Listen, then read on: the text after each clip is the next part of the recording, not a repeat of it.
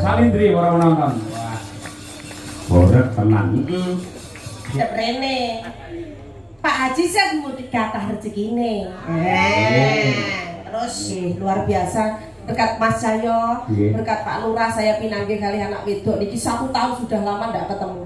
Jenengan niku? Nggih. Riyen kan sik cilik undul-undul bibine mindul-mindul lek mangan pentol kula colok. Saiki terus tambah moncar, tambah cantik.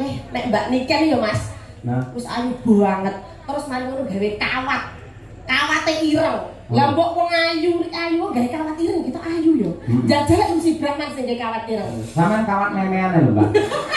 Lah lek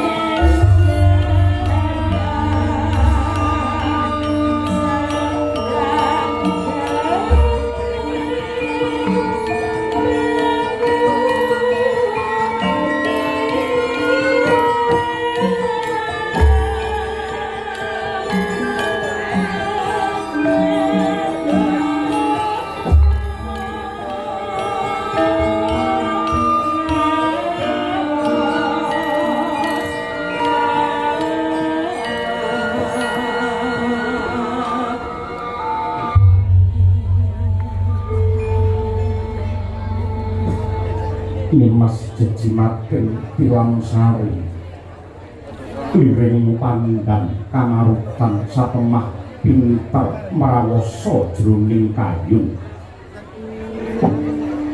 garwanipun kakang Yayi Batari Dresanala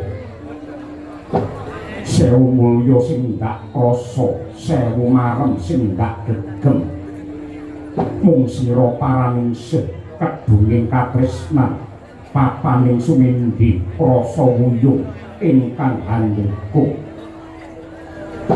sanadyan geni bisa pisah lawan panase segara pisah lawan gisike gula pisah lawan manise nanging taneh lamun Arjuna pisah lawan mustikaning jantung ya kuwi jeneng sira Yayi Batari Dresanala saya-saya bareng sira Yayi wis ngandhut wijinipun kakang yekti mimbuhi kabagyan prasasat kejugrukan Wukir Sari kabladaran Samudra Madu. Aduh Pangeran Arjuna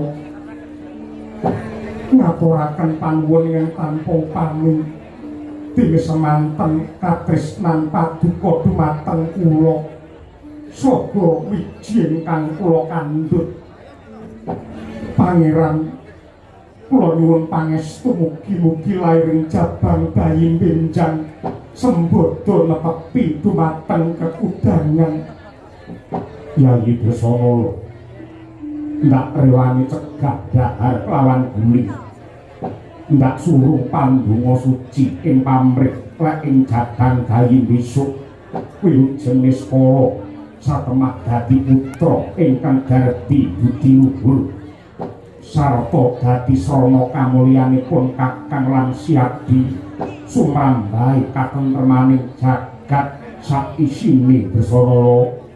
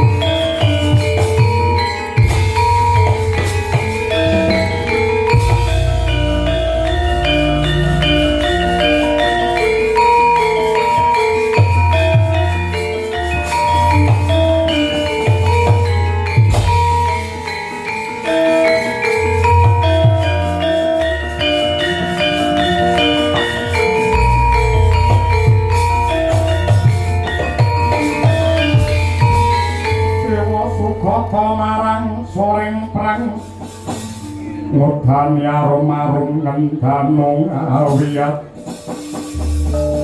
narada ngepalani sawata sukamula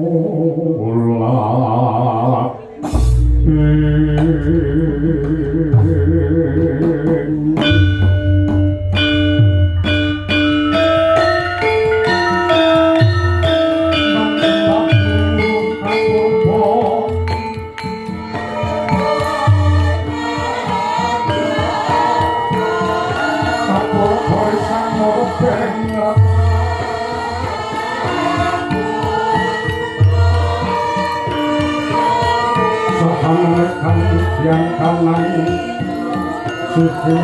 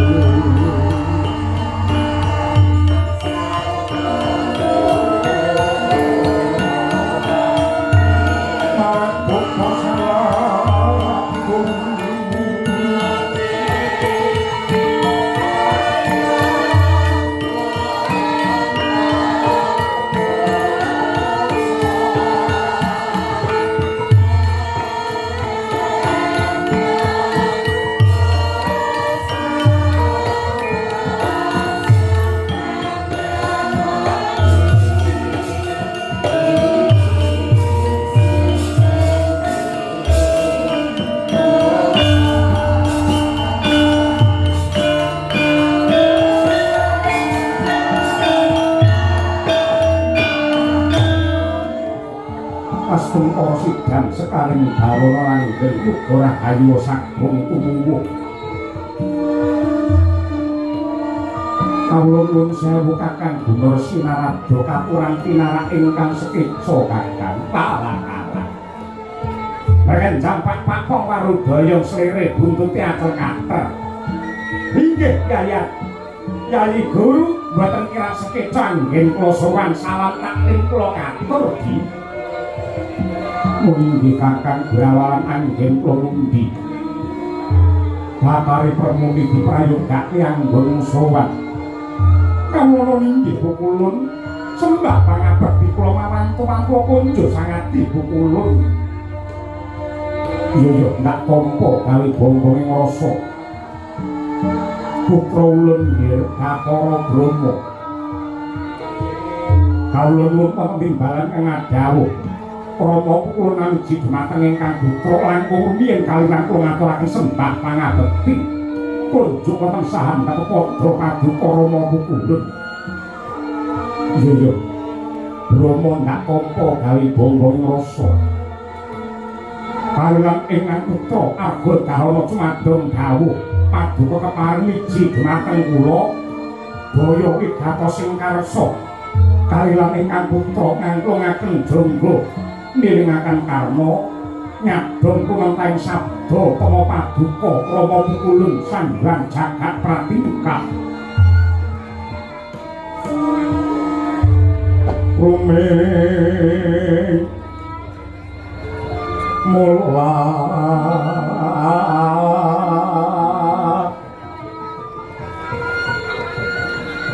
rumeng mula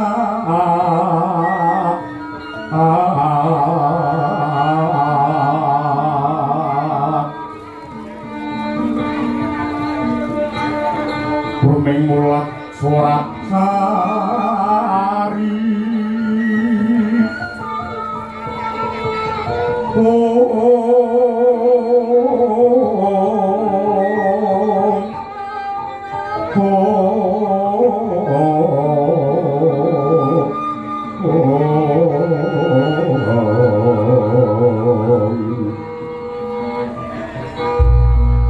rumeng mulat surat sari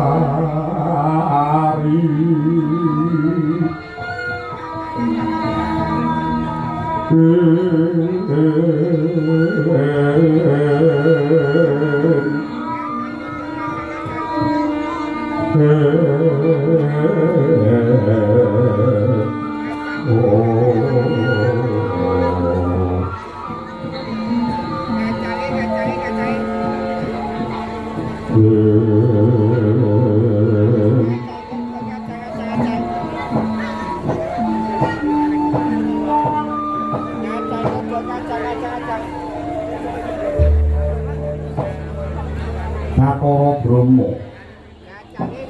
Yektine jeneng kita mesti wis uninga lamun tori palungguhan iki Kahyangan Suralaya.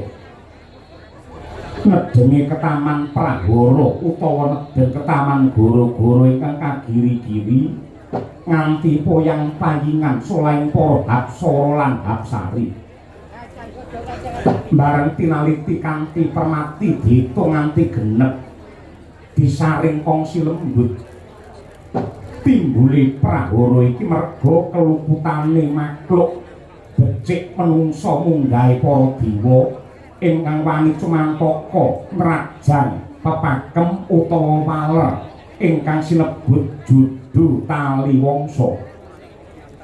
Judu tegese pepacangane priya klawan wanita, tali tegese pangiket, wangsa tegese golongan. Mongko wis cetha pratela lamun to Hapsara menuju dune Hapsari. Satriya kelawan putri, Bambang kelawan Endang, Raseksa kelawan Raseksi. Ya merga bebrayane menungsa kelawan widodari, yektine iki ingkang dadi wiji utawa dadi sumbere Prahara ingkang nimbrung kahyangan. Ora mulya kejaba anggone bebojoan. Batari Dasanala kelawan panengah Pandhawa Madukara Si Arjuna iki ingkang dadi bibit kawite ruhara ingkang nimbrung ana ing Suralaya. Aduh, Rama Pukulun kaliyan matur sisik nyurbun samudra pangaksami. Menawi glejah lelampahan kang sampun kawuri nalika kahyangan menika dipun serang dening Prabu Nagatasaka. Satemah para dewa boten wonten ingkang mangga puliya, satemah dewa Nyraya wujudipun jago nenggihipun Arjuna. Sasampunipun Arjuna kelampahan nyirnakaken Prabu Nagatasaka awit saking agening lalabuhan lajeng paduka palakrama angker kaliyan anak kula pun Dresanala satemah bebrayan ngantos ripalungguhan samangke. Mongko dinten menika anggenipun emah-emah nenggihipun Janaka kaliyan Dresanala sampun pikantuk sih nugraning Gusti.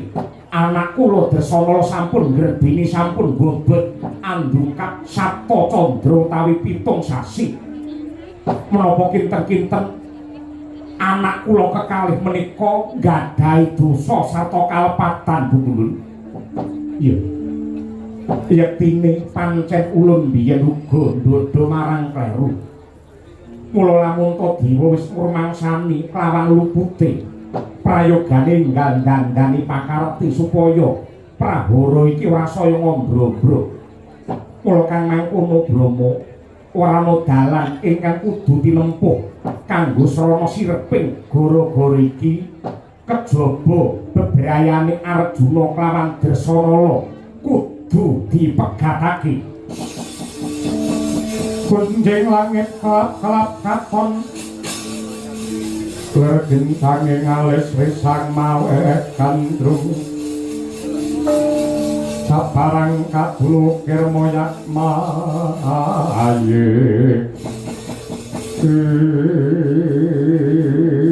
Aduh, Rama Pukulun jimat sesembahan kula. Menawi kula saged nampi nanging mangke kados pundi kawontenanipun Arjuna kaliyan Dresanala menawi nedeng-nedengipun pepasihan kok malah badhe dipun pisahaken. Menika mujudaken lelampahan ingkang boten enteng Pukulun. Mula kang mangkono kala mangsane dewa kuwi kepengkok lelakon loro sing padha adote. Ya kuwi antarane katresnan kelawan kewajiban. Lan jeneng kita kudu bisa milah sarta milih ngendi kudu nindakake kewajiban ning ngendi kudu ngempakake katresnan. Monggo kang kusrana sireping ruhara iki ora ana dalan kang tinempuh kejaba. Jeneng kita ngurbanake bebrayane putra kita ya kuwi si Dresanala kelawan Arjuna.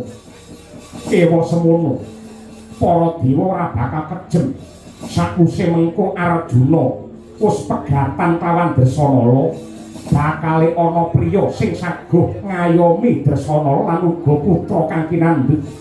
Ora ana liya kejaba putra ulun ya kuwi Prabu Dewasraning Tunggul Malaya Brama.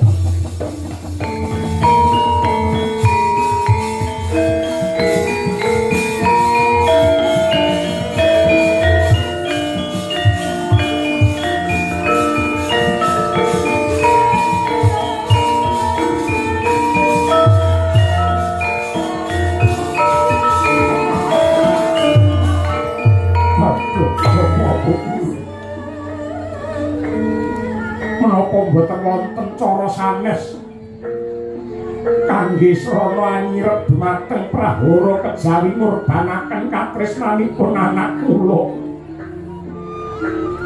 Kula sagah minangka wakilipun menawi kedah nampi pidana, kedah nampi bebendu. Watonipun anak kula kekalih menika boten dipun pegataken. Bathara Brahma, iki wis dadi kaputusane Sang Hyang Jagat Pratingkah.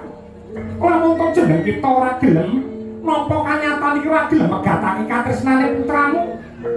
Tegese jeneng kita mung mikolehake diri pribadi lan keluarga, nyiwakake marang kebutuhane bebrayan agung. Kowe kepengin ngrasake mulya wibawa sak keluargamu, ning kowe tega mentala nyawang rusake kahyangan ngono apa piye?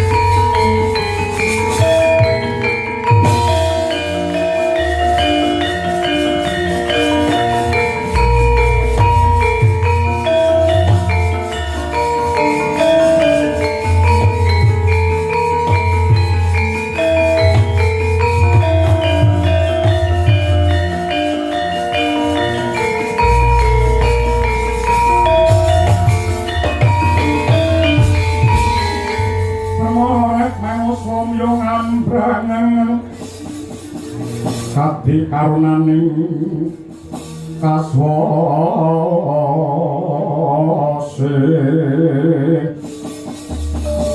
nang marga memalakong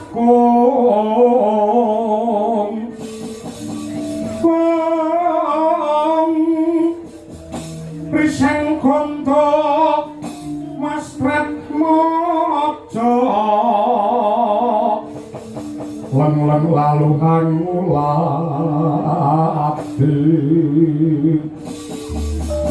surya mangkrang sang waya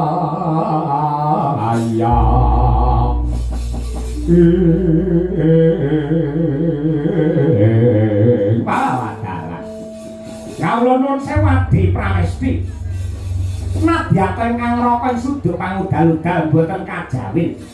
Kepeksa kula sumalana matur nilar ing tata krami. Nulinggih kados pundi Kakang Gunarsina Ratu. Nuwun sewadi. Kula kok rumaos bab ingkang paduka putusaken menika cetha lamun to ganjel lan ganjil. Ing atasipun bebrayanipun Arjuna kaliyan Dresanala menika atut runtut runtungan tur nedeng-nedengipun pepasihan. Ingkang loro-loro nika wau sampun pikantuk wujudipun nugraning Gusti ingkang awujud katresnan sejati. Parandene kok badhe dipun pisahaken, badhe dipun pegataken. Menika bab ingkang boten tinemu nalar. Kula saged anggerbok, kula saged anyakra bawa. Menika semenipun wonten sanggit rungsit reka daya sandi upaya ingkang mangtindakaken supados ingkang putra pun Dewasrani kalampahan malakrama dumateng Bathari Dresanala. Borong anggenipun mastani Kakang Naradu Jer nyatanipun banger dacin abang ijo butek bening ing mapan wonten ing Kahyangan menika wonten Purba Masisa Ulun. Ning kula dados kamu menika kewajiban kula ngemutaken dumateng paduka menawi klentu. Ibaratipun wong sewu, kreta jaran sakusire. Paduka menika kusiripun, kula menika kreta lan jaranipun. Inggih kedahipun menawi jenengan dika dados kreta lan jaran. Kedahipun manut kalian kusiripun. Menawi jaran kewan manut gandeng kula menika dewa nggih meksa mikir langkung rumiyin. Yen karo kusire didak dalan mambah ning dalan sing lempeng lan alus mesti kula badhe nderek yen nganti cemplunge teng jurang kula mboten purun ya. Kakang Narada punapi kula kaliyan paduka menika ibaratipun keris kaliyan rangkanipun. Leres paduka kerisipun kula rangkanipun. King menapa menika wonten keris sing badhe mlebet wonten ing rangka kok rangkanipun mboten purun. Merga kerise bengkong. Keris niki yen bengkong dilebokke teng rangka rangkane ngambani kesakitan kan. Bila kula mboten saged nampi. Menawi Kakang Narada mboten kepareng dhahar atur kula. Mangleren kemawon saking golongane para dewa. Lah iki sing tak teni.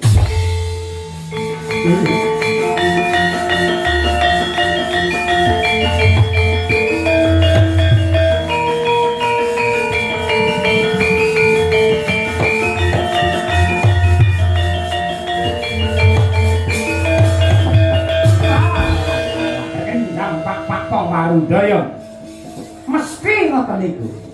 Anggere rembakan, anggere bantah. Entek-entekane wong panguwasa kinarya gada mesti bakal ngancam ngincem arep nglereni karo kancane. Nggih, matur nuwun. Dilereni mboten napa-napa nyatane tanggal selawi batal mawon yen. Ning ngasuk tak tumut sinten-sinten mboten masalah. Campur sari nggih mangkat yen ngeten niku. Ning nuwun sewu, saderengipun kula nilaraken Kahyangan Suralaya, kula tak matur sekedhik kemawon.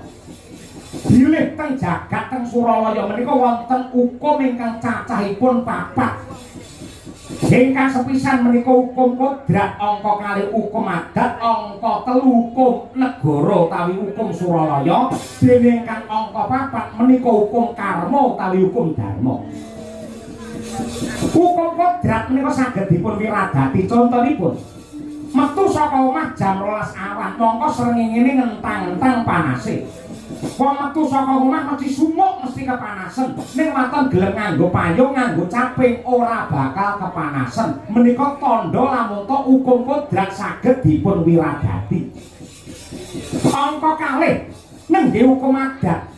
Upaminipun wonten salah satunggiling desa ngawontenaken bersih dusun utawi sedekah bumi, adatipun mesti mujuti ingkung kebo kinarya sesaji. Ning gandeng regan menika saya larang, pajeke saya dhuwur, mila para warga kala wau mboten saged tumbas kebo. Ning menika saged dipun sranani ora kudu ingkung kebo tenan. Ning tuntut gedang menika disikili papat saka pring, diweni sumu saka pring. Niku wis muni kebo, danyange ya wis ora protes. Wonten malih budaya wonten ing desa, kowe kena ngrabi wanita desa kene ning syaraté kudu bisa menehi sras-sras emas sing gedene sak genthong. Niku mboten kudu emas gedene sak genthong, ning emas 3 gram diwadahi genthong niku ya jenenge emas sak genthong. Sing wedok bar niku ya calone mesti gelem rumah niku mangke. Niku ning ingkang angka 3 hukum negara utawi hukum Suralaya niku saya gampang dipun wiradati, saya gampang dipun sranani. Saya hukum Kahyangan Suralaya menika hukume hukum lading. Lading luwih munggah ketul yen mudhun niku landhep. Mula nadyan mapan ana ing dhuwur duwe keluputan wani grogoti nyolong bondo negara. Ning gandeng mapane ana dhuwur sugih dhuwit duwe pangkat pinter omong, mboten badhe kejamah dening hukum. Ning lading iki yen mudhun landhep, tegese hukum mung nyiksa karo rasane wong cilik. Wis wong cilik omahe ndelik dimari ublek lingguhe diklik yen geger keculik dhisik digebuki nganti mendelik niku wong cilik. Nek ingkang pungkasan yani, hukum karma utawi hukum dharma menika hukum ing tumindak. Sapa nandur bakal ngundhuh, utang bakal nyaur, ndandake bakal nggo. Menawi wonten karma ingkang tumama tunggak waru narodara melu-melu.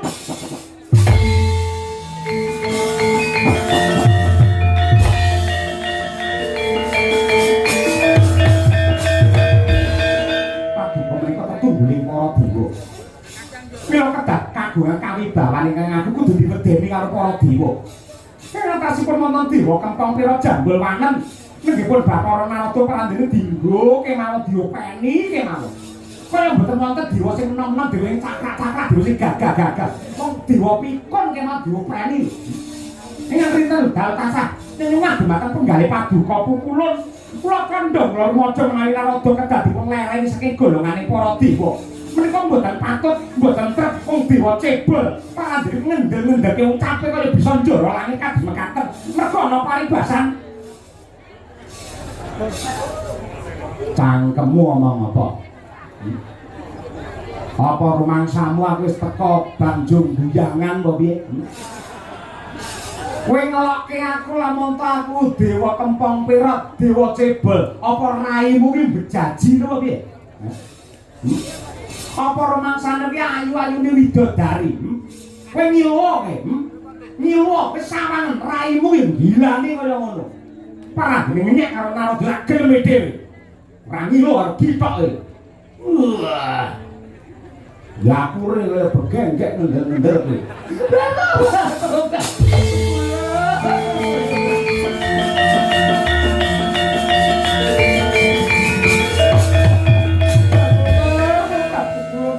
Dipolokaken nista kados mekaten parandika paduka namung kendelake mawon mboten bilani dumateng Klapa Durga menika kados pundi ta pukulun.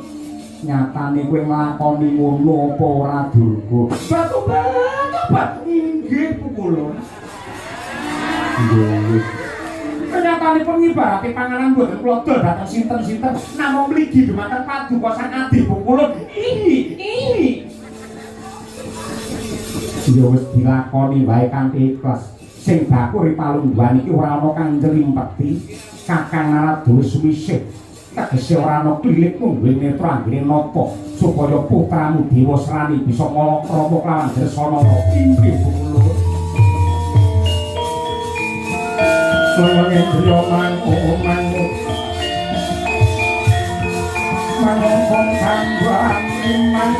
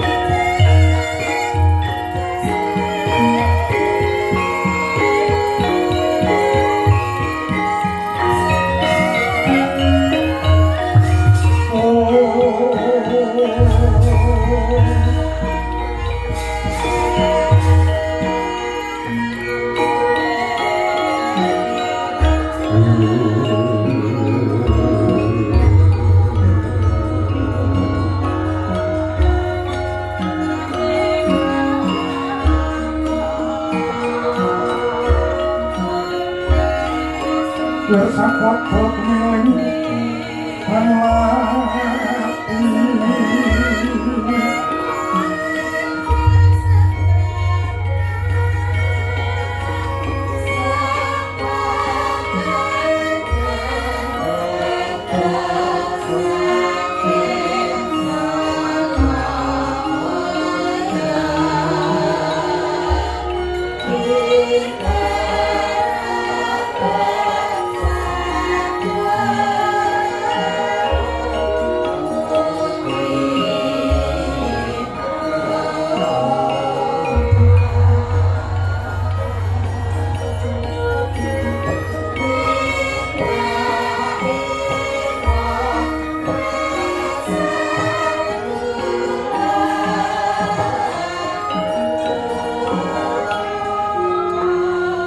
Nuwun sewu Kanjeng Rama Pikulun. Kula ingkang putra pun Besana ngaturaken sembah pangabekti tandha pengaji-aji. Marang tuanku kunjuk sandhap padha paduka Rama Pikulun. Bokilah ing awit namasku namasidan sekaring bawara langgeng ya Besana lo. Ndak tampa gawe bobong rasa pangestulun bae ditampani.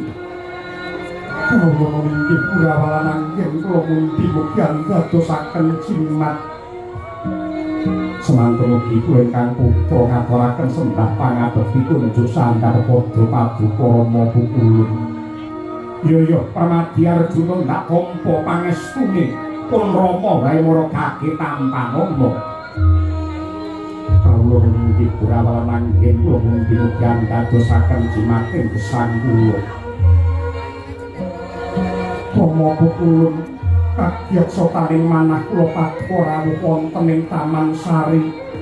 Marga dahana mriki menawi wonten bab ingkang badhe kadhawaken kalilan ingkang putra ngangklungaken jangga nilingaken karna Rama Pikulun.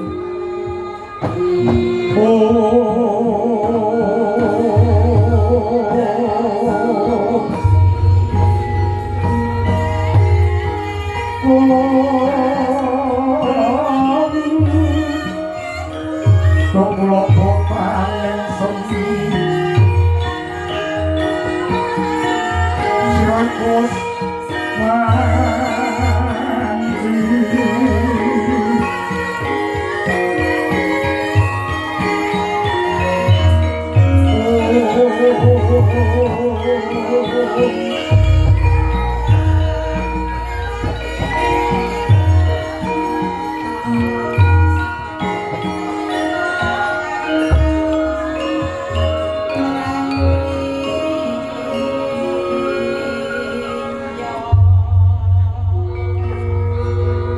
Sira iku swanci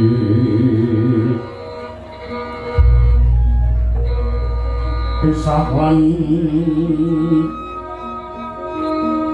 jeneng ing wangi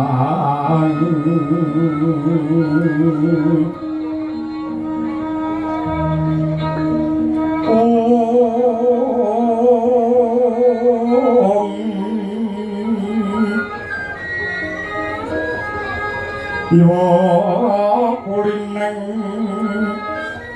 ati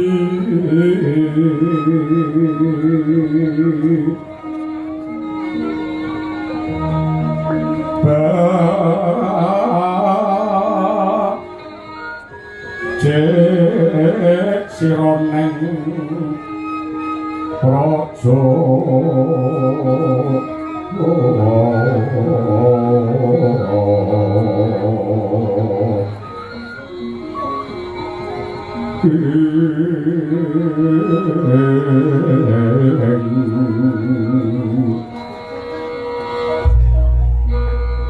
Switeng Narpati mongko wekas sing wangi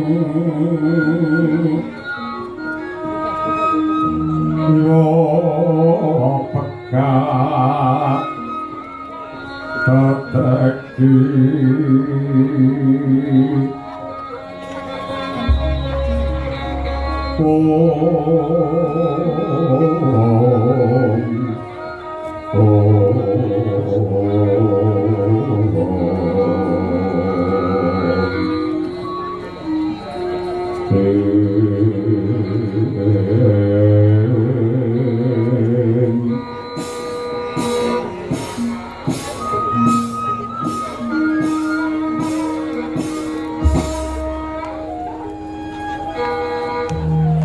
Sadurungipun Rama mundhut pangaksama dening ganggu kamardikanmu ingkang nembe karonsih ana sajroning Taman Sari marga dahana kene.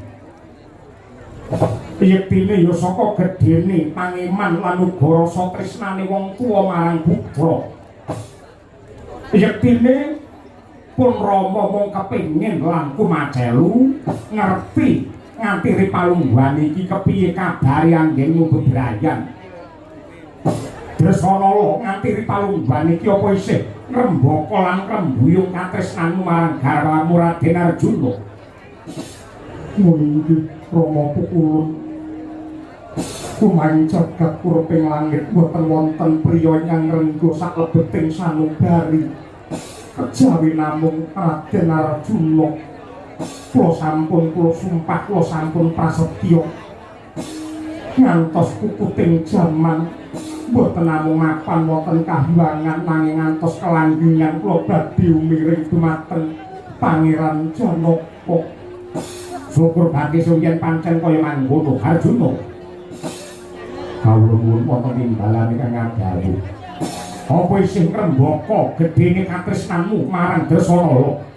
Aduh, Rama Pukulun menawi kirang pitados kalian kasetyaning manah kula monggo kula trimben kadodo kula mendhet jantung kula ingkang ngrengga saklebeting jejantung inggih namung mustikaning nala mutiarane gesang kula nenggipun Yayi Bathari Dresana. Arjuna wonten dawuh jeneng sira kuwi ditandur ana ing alam padang dening Gusti ingkang nyipta jagat pinaringan wujude jejiban dadi apa nggih awon tanpa rupi kula kadhapuk mongko dados satriya. Satriya kuwi kewajibane piye? Satriya menika tumindak lan makarti memayu ayuning jagat kanthi sepi pamrih rame ing gawe niwakaken dumateng kabetanipun pribadi lan keluarga nengenaken dumateng kabetanipun bebrayan agung. Apa ucapmu iki tak gondeli saged merga piye? Karana satriya menika hampekipun kedah bawa leksana. Lah iki sing tak anteni. Mara Sang Arjuna Jasmunira kamanungsan sawanga gendrek manis kliringe dikamantian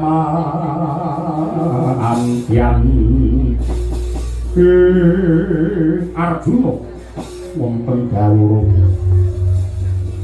yen pancen manut kandhamu sing jenenge satriya iki kudu ngiwakake keperluane pribadi lan keluarga nengenake kebutuhane bebrayan agung ning yo gene wis pirang-pirang sasi jeneng sira katrem jenjem mapan ana kandhangan arga dahana rina wengi mung tansah sumandhing kelawan garwamu ya kuwi Dresana.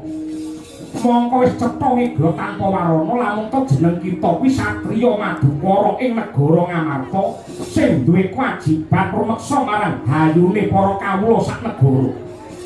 yen kowe Ripalungguhan iki mung jenjem apa ana kahlangan sumanding karo bojo ngrasake nikmatmu banget sing kaya ngene banjur babar pisan ora kumlawe tanganmu anggene ngayomi sagung para kawilodasi kira-kira yen patrapmu ndek tutuk-tutuk ning kaya ngono apa ora tetel sing dadi jiwa kasatriyanmu.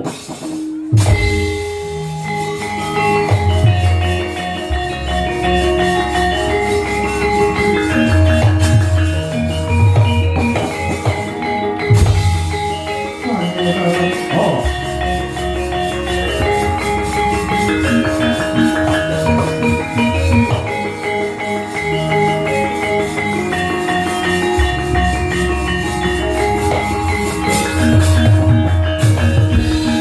Langing kalang banget larapan damun para tinoler kekunang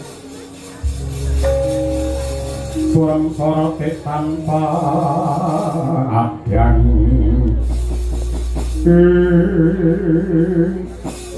Kanjeng Rama kula mestinipun paduka pirsa bilih Ripalungguhan samangke kula ndendobot itung condro maling ngantos anak kula binjang lair tanpa tinenggan dening ramanipun tartamtu badhe ajur mumur ing dados manah kula kula Sresana kita kandhani dina iki kahlangan gunjang kahlangan geger bareng tinaliti manut dawuh pangandikane pukul Sanghyang Girinata merga disebabake bebrayane menungsa kelawan widodari Arjuna kelawan Desana kula kanggo srana nyirep dahuru ingkang nimputi ana kahlangan ora ana dalan sing kudu tinempuh katresnanmu kelawan Janaka kudu dipisahake kowe kudu pegatan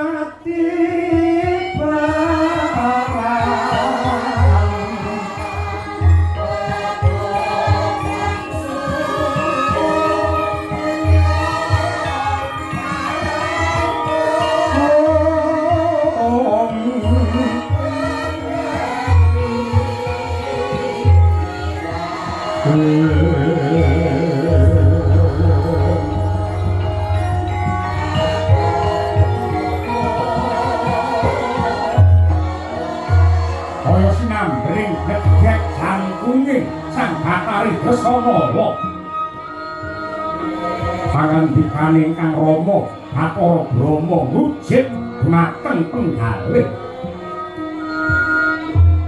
gedhening katresnan aboting kasedhiyan yekti tan bisa pinisake parandene samangke gagari garam biar buyar merga kagiles dening wengi sing kahanan mangkono sang ayu amung ngalumpuh dhateng badhe karekat kaya lina sanata bebayune kembang-kembang kang netra nadyanto magep-magep megap-megap alijir kang dadi ature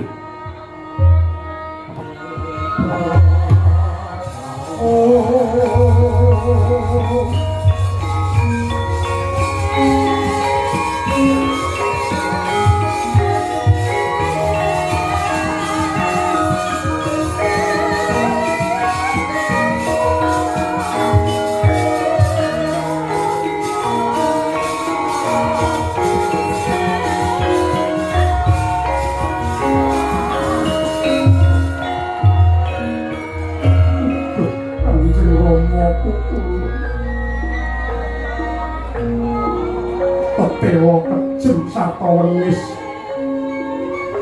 lampane ngakedah kula sandung